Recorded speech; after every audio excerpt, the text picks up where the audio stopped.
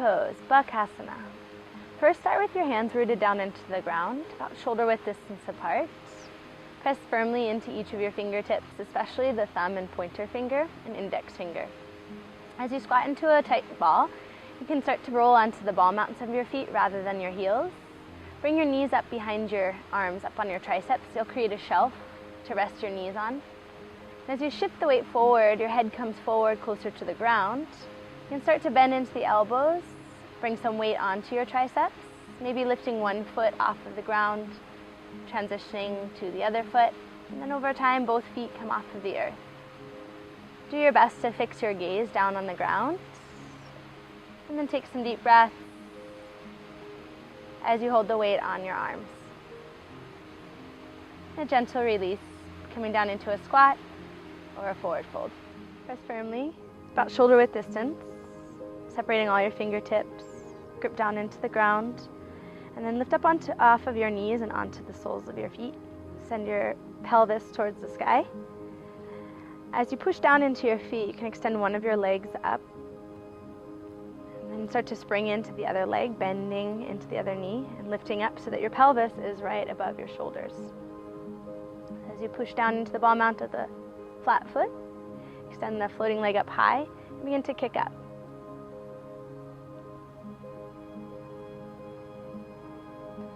And then stacking your pelvis right above your shoulders, still pushing into the ground. Frog pose, Malasana.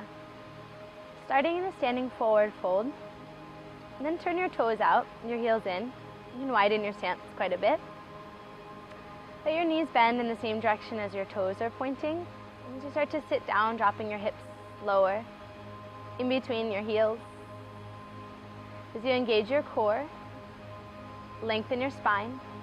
Start to move your hands together at your heart center, using the strength of your arms to help open up your hips, inner thighs. Stacking your right hip on top of your left, flex your floating toes towards your face.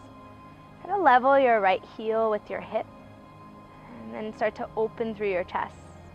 Option to extend the top arm up towards the sky. Gaze can stay down. You can challenge your balance by lifting your floating hand, your bottom hand, off of the ground. Maybe eventually turning your gaze outward.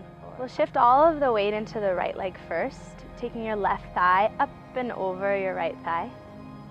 Option 1, let your toes hang. Option 2, wrap your toes around the back of your standing calf. As you draw your knees back to the midline, take your left arm underneath your right arm, creating a bind in your arms as well.